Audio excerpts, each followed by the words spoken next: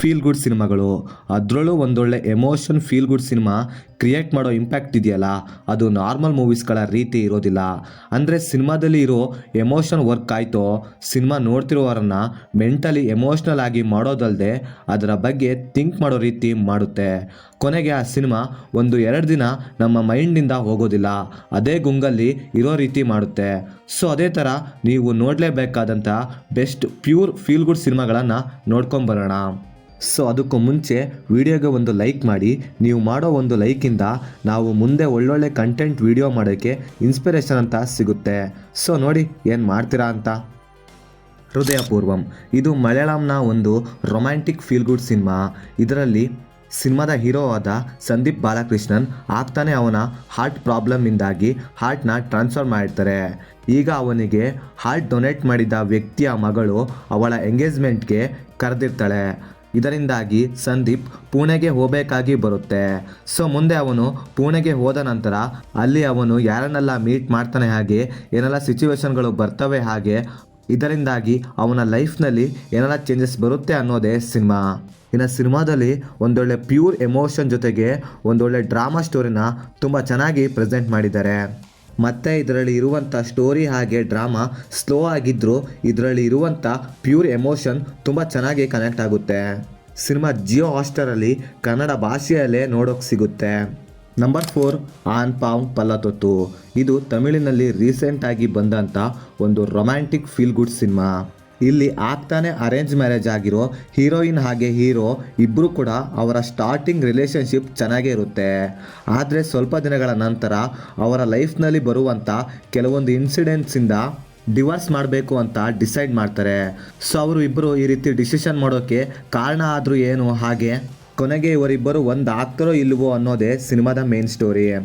ಸಿನಿಮಾದಲ್ಲಿ ಈಗಿನ ಜನ್ರೇಷನ್ನ ಮ್ಯಾರೇಜ್ ಲೈಫ್ನಲ್ಲಿ ಬರುವಂಥ ಕೆಲವೊಂದು ಸಣ್ಣ ಸಣ್ಣ ಪ್ರಾಬ್ಲಮ್ಗಳಿಂದ ಹಾಗೆ ಸಣ್ಣ ಇನ್ಸಿಡೆಂಟ್ಗಳಿಂದ ಡಿವೋರ್ಸ್ ಎಂಬ ಒಂದು ದೊಡ್ಡ ಡಿಸಿಷನ್ನ ತಗೊತಿದ್ದಾರೆ. ಸೊ ಇದೇ ಕಾನ್ಸೆಪ್ಟ್ನ ಇಟ್ಕೊಂಡು ಸಿನಿಮಾದಲ್ಲಿ ಒಂದೊಳ್ಳೆ ಎಮೋಷ್ನಲ್ ಆಗಿರುವಂಥ ಫೀಲ್ ಗುಡ್ ಸ್ಟೋರಿನ ಸಿನಿಮಾದಲ್ಲಿ ತೋರಿಸಿದ್ದಾರೆ. ಇನ್ನು ಈ ಸಿನಿಮಾದಲ್ಲಿ ತೋರಿಸಿರುವಂಥ ಎಲ್ಲ ಸೀನ್ಸ್ಗಳು ಹಾಗೆ ಸಿಚುವೇಶನ್ಗಳು ತುಂಬ ರಿಯಲಿಸ್ಟಿಕ್ ಆಗಿ ಇರೋದ್ರಿಂದ ಎಲ್ರಿಗೂ ಕೂಡ ತುಂಬ ಚೆನ್ನಾಗೇ ಕನೆಕ್ಟ್ ಆಗುತ್ತೆ. ಸೊ ನೋಡಿ, ನೀವೇನಾದರೂ ಒಂದೊಳ್ಳೆ ರೊಮ್ಯಾಂಟಿಕ್ ಫೀಲ್ ಗುಡ್ ಸಿನಿಮಾ ನೋಡ್ಬೇಕು ಅಂದ್ಕೊಂಡಿದ್ರೆ ಈ ಸಿನಿಮಾನ ನೋಡಿ. ಸಿನಿಮಾ ಜಿಯೋ ಹಾಟ್‌ಸ್ಟಾರಲ್ಲಿ ಕನ್ನಡ ಭಾಷೆಯಲ್ಲೇ ಸಿಗುತ್ತೆ. Number 3 dude. ಇದು ರೀಸೆಂಟ್ ಟೈಮ್ನಲ್ಲಿ ತಮಿಳಿನಲ್ಲಿ ಅತಿ ಹೆಚ್ಚು ಸೌಂಡ್ ಮಾಡಿದಂಥ ಒಂದು ಕಾಮಿಡಿ ಡ್ರಾಮಾ ಸಿನಿಮಾ. ಕೆಲವೊಂದು ಸಿನಿಮಾಗಳು ಹೇಗಂದರೆ ಸಿನಿಮಾದಲ್ಲಿ ಇರುವಂಥ ಸ್ಟೋರಿ ಹೊಸದಾಗಿಲ್ಲ ಅಂದರೂ ಅದರಲ್ಲಿ ಇರುವಂಥ ಪ್ಯೂರ್ ಎಮೋಷನ್ ಹಾಗೆ ರಿಯಲಿಸ್ಟಿಕ್ ಅಪ್ರೋಚ್ ಚೆನ್ನಾಗಿದ್ದರೆ ಸಿನಿಮಾ ಡೆಫಿನೆಟ್ಲಿ ವರ್ಕ್ ಆಗುತ್ತೆ. ಸೊ ಅದೇ ಲಿಸ್ಟಿಗೆ ಈ ಸಿನಿಮಾನು ಕೂಡ ಸೇರುತ್ತೆ. ಇಲ್ಲಿ ಅಗನ್ ಮತ್ತು ಕುರಾನ್ ಇಬ್ಬರು ಕೂಡ ಚಿಕ್ಕ ವಯಸ್ಸಿನಿಂದಲೂ ಕೂಡ ಒಟ್ಟಿಗೆ ಬೆಳೆದಿರ್ತಾರೆ. ಈಗಲೂ ಕೂಡ ಇವರಿಬ್ಬರು ಒಟ್ಟಿಗೆ ಕೆಲಸ ಮಾಡ್ತಾ ಇರ್ತಾರೆ. ಆ್ಯಂಡ್ ಇವರಿಬ್ಬರು ಒಬ್ಬರನ್ನು ಲವ್ ಮಾಡ್ತಾ ಇರ್ತಾರೆ. ಆದರೆ ಆ ಲವ್ನ ಇವರು ಕರೆಕ್ಟ್ ಟೈಮಲ್ಲಿ ಕರೆಕ್ಟ್ ಪ್ಲೇಸಲ್ಲಿ ಹೇಳ್ದೇ ಇರೋ ಕಾರಣ ಅವರ ಲೈಫ್ನಲ್ಲಿ ಒಂದು ಆಗಬಾರ್ದ ಘಟನೆ ಆಗಿಬಿಡುತ್ತೆ. ಸೊ ಆ ಘಟನೆ ಯಾವುದು, ಅದರಿಂದ ಇವರು ಹೊರಗೆ ಬರ್ತಾರೋ ಇಲ್ವೋ ಅನ್ನೋದೇ ಸಿನಿಮಾದ ಮೇನ್ ಸ್ಟೋರಿ. ಇನ್ನು ಸಿನಿಮಾದಲ್ಲಿ ತೋರಿಸಿರುವಂಥ ಸ್ಟೋರಿ ಹಾಗೆ ಎಮೋಷನ್ ಈಗಿನ ಪ್ರೆಸೆಂಟ್ ಜನ್ರೇಷನ್ ಅವರಿಗೆ ತುಂಬ ಚೆನ್ನಾಗೇ ಕನೆಕ್ಟ್ ಆಗುತ್ತೆ. ನನಗಂತೂ ಈ ಸಿನಿಮಾ ಸಿಕ್ಕಾಪಟ್ಟೆ ಇಷ್ಟ ಆಯಿತು. ನೀವು ಕೂಡ ಈ ಸಿನಿಮಾನ ಆಲ್ಮೋಸ್ಟ್ ನೋಡಿರ್ತೀರಾ. ನೋಡಿಲ್ಲ ಅಂದರೆ ಸಿನಿಮಾನ ನೋಡಿ. ಸಿನಿಮಾ ನೆಟ್ಫ್ಲಿಕ್ಸಲ್ಲಿ ಕನ್ನಡ ಭಾಷೆಯಲ್ಲೇ ಸಿಗುತ್ತೆ. ನಂಬರ್ 2 ಏಳುಮಲೆ. ಇದು ಕನ್ನಡದಲ್ಲಿ ಬಂದಂಥ ಒಂದೊಳ್ಳೆ ಡಿಫ್ರೆಂಟ್ ಆಗಿರುವಂಥ ಲವ್ ಸ್ಟೋರಿ ಡ್ರಾಮಾ ಸಿನಿಮಾ.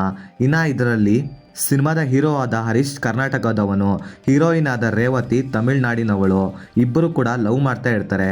ಆದರೆ ರೇವತಿಯ ಮನೆಯವರು ಇವರಿಬ್ಬರ ಲವ್ನ ಒಪ್ಪದಿದ್ದಾಗ ಇಬ್ಬರು ಕೂಡ ಓಡಿ ಹೋಗಿ ಮದುವೆ ಆಗಬೇಕು ಅಂತ ಡಿಸೈಡ್ ಮಾಡ್ತಾರೆ. ಸೊ ಮುಂದೆ ಈ ಪ್ರೋಸೆಸ್ನಲ್ಲಿ ರೇವತಿ ತನ್ನ ಮನೆಯನ್ನು ಬಿಟ್ಟು ಮೈಸೂರಿಗೆ ಹೊರಟು ಬರ್ತಾಳೆ. ಆದರೆ ದಾರಿ ಮಧ್ಯದಲ್ಲಿ ನಡೆಯೋ ಕೆಲವೊಂದು ಇನ್ಸಿಡೆಂಟ್ಗಳಿಂದಾಗಿ ಇಬ್ಬರು ಕೂಡ ಮಲೆಮಹದೇಶ್ವರ ಬೆಟ್ಟಕ್ಕೆ ಹೋಗಬೇಕಾಗಿ ಬರುತ್ತೆ. ಸೊ ಮುಂದೆ ಅವರು ಮಲೆಮಹದೇಶ್ವರ ಬೆಟ್ಟದಲ್ಲಿ ಮೀಟ್ ಆಗ್ತಾರೋ ಇಲ್ವೋ, ಹಾಗೆ ಈ ಪ್ರೋಸೆಸ್ನಲ್ಲಿ ಏನೆಲ್ಲ ಪ್ರಾಬ್ಲಮ್ ಬರುತ್ತೆ ಅನ್ನೋದನ್ನು ನೀವು ಸಿನಿಮಾದಲ್ಲಿ ನೋಡಿದ್ರೆ ತಿಳ್ಕೊತೀರಾ. ಇನ್ನು ಸಿನಿಮಾದಲ್ಲಿ ಇರುವಂಥ ಡಿಫ್ರೆಂಟ್ ಆದ ಲವ್ ಸ್ಟೋರಿ ಹಾಗೆ ಅದರ ಪ್ರೆಸೆಂಟೇಷನ್ ತುಂಬ ಚೆನ್ನಾಗಿರುತ್ತೆ. ಇನ್ನು ಸಿನಿಮಾದಲ್ಲಿ ಇರುವಂಥ ಎಮೋಷನು ಕೂಡ ತುಂಬ ಚೆನ್ನಾಗಿ ಕನೆಕ್ಟ್ ಆಗುತ್ತೆ. ಇನ್ನು ಇದರಲ್ಲಿ ಇರುವಂಥ ಡಿಫ್ರೆಂಟ್ ಆದ ಲವ್ ಸ್ಟೋರಿ ಹಾಗೆ ಇದರ ಪ್ರೆಸೆಂಟೇಷನ್ ತುಂಬ ಚೆನ್ನಾಗಿರುತ್ತೆ. ಅದರಲ್ಲೂ ನಮ್ಮ ಕನ್ನಡ ಸಿನಿಮಾ ಆಗಿರೋದ್ರಿಂದ ಸಿನಿಮಾನ ನೋಡಿ ತುಂಬ ಚೆನ್ನಾಗಿರುತ್ತೆ.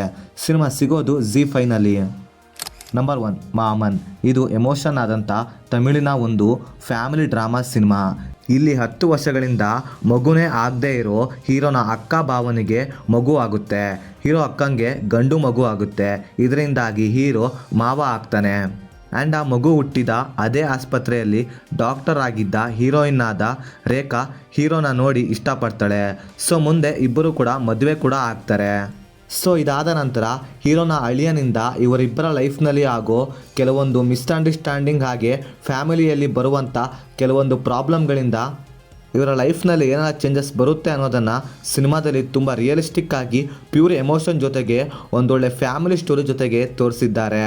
ಇನ್ನು ಸಿನಿಮಾದಲ್ಲಿ ಕೆಲವೊಂದು ಸೀನ್ಸ್ಗಳನ್ನು ಎಷ್ಟು ಎಮೋಷನ್ ಆಗಿ ತೋರಿಸಿದ್ದಾರೆ ಅಂದರೆ ಕೆಲವೊಂದು ಕಡೆ ಕಣ್ಣೀರು ಬರೋದಂತೂ ಪಕ್ಕಾ. ಅಂದರೆ ಸಿನಿಮಾದಲ್ಲಿ ಅಷ್ಟು ಎಮೋಷನಲ್ ಆಗಿ ಕೆಲವೊಂದು ಸೀನ್ಸ್ಗಳನ್ನು ಪ್ರೆಸೆಂಟ್ ಮಾಡಿದ್ದಾರೆ. ಸೊ ನೋಡಿ, ನೀವೇನಾದರೂ ಒಂದೊಳ್ಳೆ ಪ್ಯೂರ್ ಫ್ಯಾಮಿಲಿ ಎಮೋಷನ್ ಇರುವಂಥ ಸಿನಿಮಾನ ನೋಡ್ಬೇಕು ಅಂದ್ಕೊಂಡಿದ್ರೆ ಈ ಸಿನಿಮಾ ಬೆಸ್ಟ್ ಆಪ್ಷನ್ ಆಗುತ್ತೆ ನೋಡಿ. ಸಿನಿಮಾ ZEE5ನಲ್ಲಿ ಕನ್ನಡ ಭಾಷೆಯಲ್ಲೇ ಸಿಗುತ್ತೆ. ಸೊ ಇವುಗಳಾಗಿತ್ತು ಫ್ರೆಂಡ್ಸ್, ನಾನು ರೀಸೆಂಟ್ ಟೈಮ್ನಲ್ಲಿ ನೋಡಿದಂಥ ಒಂದೊಳ್ಳೆ ಪ್ಯೂರ್ ಎಮೋಷನ್ ಆದಂತಹ ಫೀಲ್ ಗುಡ್ ಸಿನಿಮಾಗಳು. ಹಾಗೆ ನೀವು ನೋಡಿದಂತಹ ನಿಮ್ಮ ಫೇವ್ರೇಟ್ ಆದಂತಹ ಫೀಲ್ ಗುಡ್ ಸಿನಿಮಾ ಯಾವುದು ಅಂತ ಕೆಳಗಡೆ ಕಮೆಂಟ್ ಮಾಡಿ ತಿಳಿಸಿ. ಹಾಗೆ ನೀವೇನಾದರೂ ನಮ್ಮ ಚಾನಲ್ಗೆ ಫಸ್ಟ್ ಟೈಮ್ ವಿಸಿಟ್ ಮಾಡಿದರೆ ನಮ್ಮ ಚಾನಲಿಗೆ ಬರೋ ಕಂಟೆಂಟ್ ಏನಾದರೂ ಇಷ್ಟವಾಗಿದ್ದರೆ ಸಬ್ಸ್ಕ್ರೈಬ್ ಮಾಡಿ. ಹಾಗೆ ಪಕ್ಕದಲ್ಲಿರೋ ಬೆಲ್ ಬಟನ್ನ ಕ್ಲಿಕ್ ಮಾಡಿ. ನೀವು ಮಾಡೋ ಒಂದು ಸಬ್ಸ್ಕ್ರೈಬಿಂದ ನಮ್ಮ ಚಾನಲಲ್ಲಿ ಇನ್ನೂ ಒಳ್ಳೊಳ್ಳೆ ಕಂಟೆಂಟ್ನ ಮಾಡೋಕ್ಕೆ ಇನ್ಸ್ಪಿರೇಷನ್ ಅಂತ ಸಿಗುತ್ತೆ. ಸೊ ನೋಡಿ ಏನು ಮಾಡ್ತೀರಾ ಅಂತ. ಮತ್ತೆ ಆದಷ್ಟು ಬೇಗ ಬೇರೆ ವಿಡಿಯೋದೊಂದಿಗೆ ಸಿಗುವ. Bye friends.